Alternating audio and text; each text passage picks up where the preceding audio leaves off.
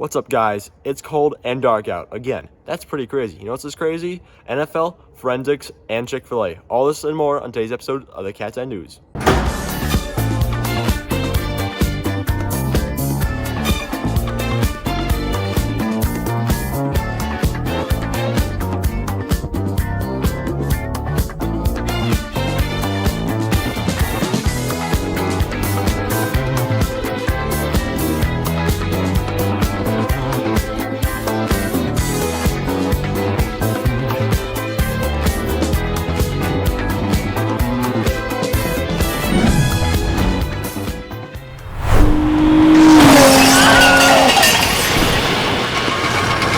What is up?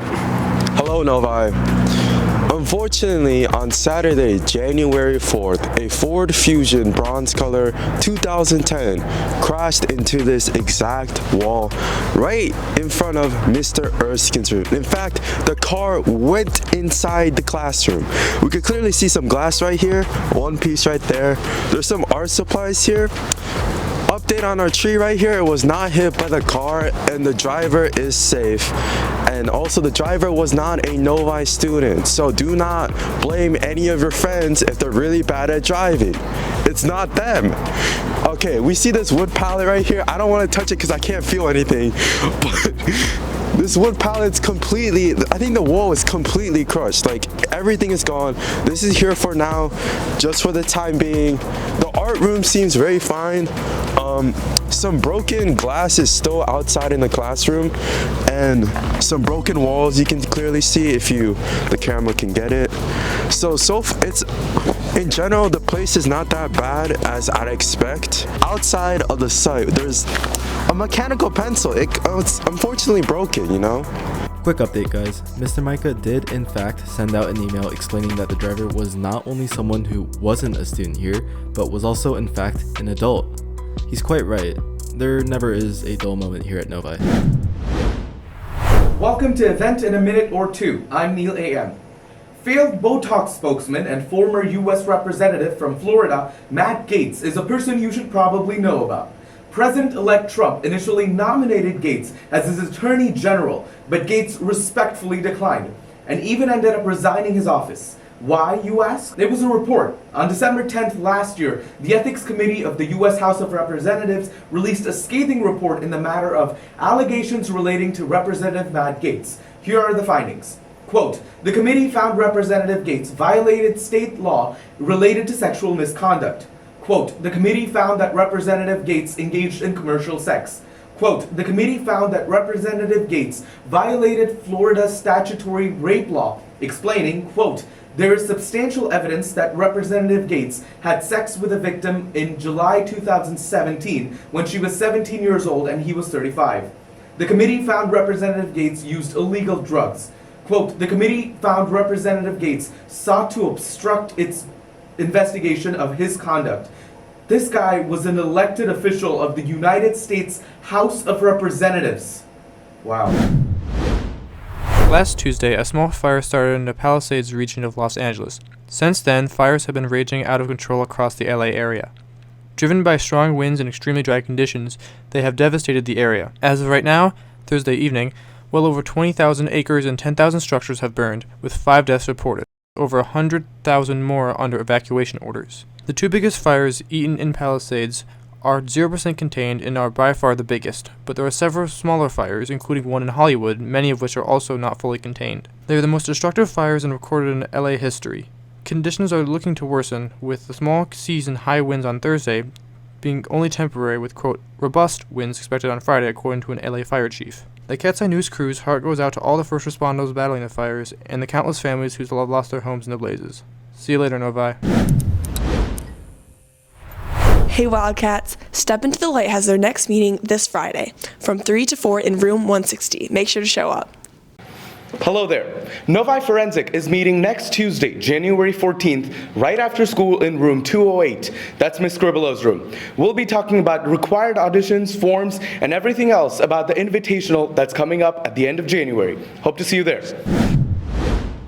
What's up, guys? Welcome back to episode 8 of Food Reviews. We're at Chick-fil-A. They just released a new sandwich and 2 new drinks, and we're gonna go check it out. I've been. I'm Jack. What's up, guys? We are here with a change of scenery. We're gonna start off with the drinks before they thaw out. So this is the key lime frosted lemonade, and now we're gonna try it. It's pretty yummy. Wow, that's a lot better than I thought it was. I got lime on my tongue. It's creamy, it's limey. It's a very rich flavor. I like it a lot. It was pretty cold, and it's cold outside, so I don't know if it's a great mix, but I still really like it. That's really good. I mean, it's key lime, all right.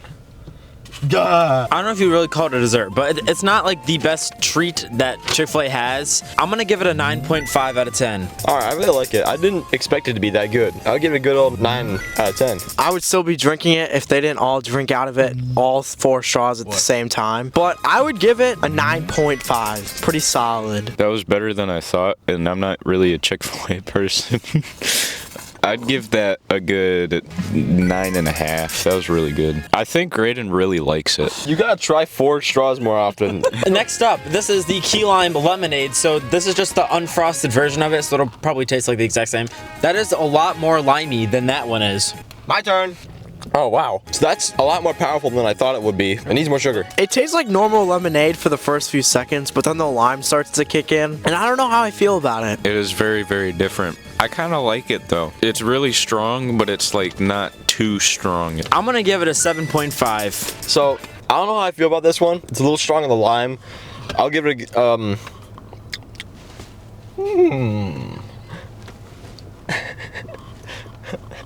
I'll give it a good old 7.2 out of 10. It wasn't the best thing ever. It wasn't as good as the frozen one. I'm gonna give it a solid 8. I'm gonna give it a good 8. This is the grilled spicy deluxe. I need a rebite. I took a whole big old bite of just lettuce and tomato. And that's it.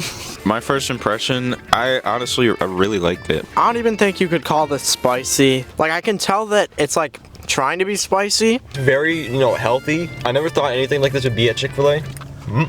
But now we're gonna try it with Chick-fil-A sauce. Oh yeah, look at that. Spicy, huh? So I don't really care for Chick-fil-A sauce or really any sauce in general. So I think I'm gonna give it a 7.5. I would definitely get it again. I think this is actually really good with Chick-fil-A sauce. This on itself, by itself, I'll give it a good old 8.5. With Chick-fil-A sauce, this tastes very nice. I'll give it a 9. I'm gonna give it a 9 out of 10. I would get it again if it wasn't 750. I'm gonna say 8.7. So overall, we're gonna give this an 8.5. If we were to factor in price, I think that would drop because to just get the sandwich and the frosted one alone, it'd be like $12. So we would recommend this. Go try it out. Bye-bye. What's up, Novi? We are here with NFL Wildcard Weekend predictions. The playoffs are set and we're ready to predict. The first game is the Chargers at the Texans, and the Chargers making the playoffs with their first year with Jim Harbaugh is really impressive. They have an 11-6 record and they're just looking really good. I think they can beat Houston in this game. Give me the Chargers. The Texans look really weak right now, and Chargers defense is really good, so I'm gonna take the Chargers. Yeah, I think the Texans are just too banged up right now, and the turnaround Jim Harbaugh's created for the Chargers is incredible. Give me the Chargers in this one. Next game is the Steelers at the Ravens, and this has been a back and forth matchup throughout the year. But the Ravens, at the end of the day, are the more dominant team. I think they'll take this one at home. Steelers looked really weak against a Bengals defense that's not that good. Ravens are on a hot streak with Derrick Henry and Lamar. I'll take the Ravens. Yeah, obviously the Steelers didn't finish the season out how I was hoping them to, but I'm really hoping they can turn it around. Russell Wilson needs to play his best game in a long time. Give me the Steelers and an upset in this one. I think it'll be a good game, though. All right, next is the Broncos at the Bills, and nobody expected the Broncos to be this good this year.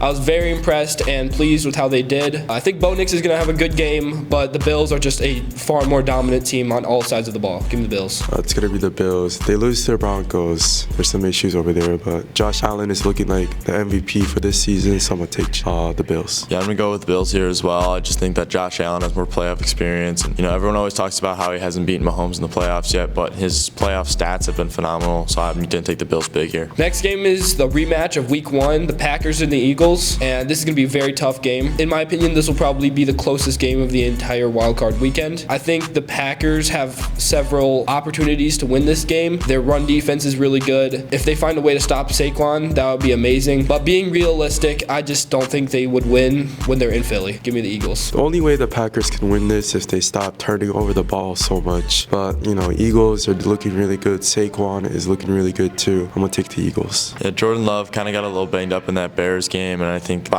even if he was 100%, the Eagles are probably the second best team in the NFC. Give me the Eagles. All right, next game is the Commanders at the Buccaneers, and a lot of people are picking the Buccaneers to win this game. I just don't see it happening. I think the Commanders have had a phenomenal season. I've been very impressed with how they did. I think Jaden Daniels is going to throw big here. Give me the Commanders. The Bucs have been good and bad at the same time. They play really bad against bad teams. I don't know why. I think the Commanders can win this, and Jaden Daniels doing amazing. Yeah, obviously, I think the Bucs have been the most inconsistent team all year, but I'm actually going to go with Tampa in this one. I think that they have a little bit more playoff experience. Give me the Bucs in this one.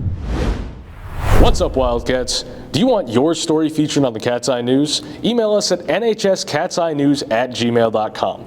And remember, all requests should be in by 9 a.m. on Monday to give our journalists the time that they need to deliver you a quality product. That broadcast is pretty good. It made me pretty hungry. I hope you enjoyed it too. Bye.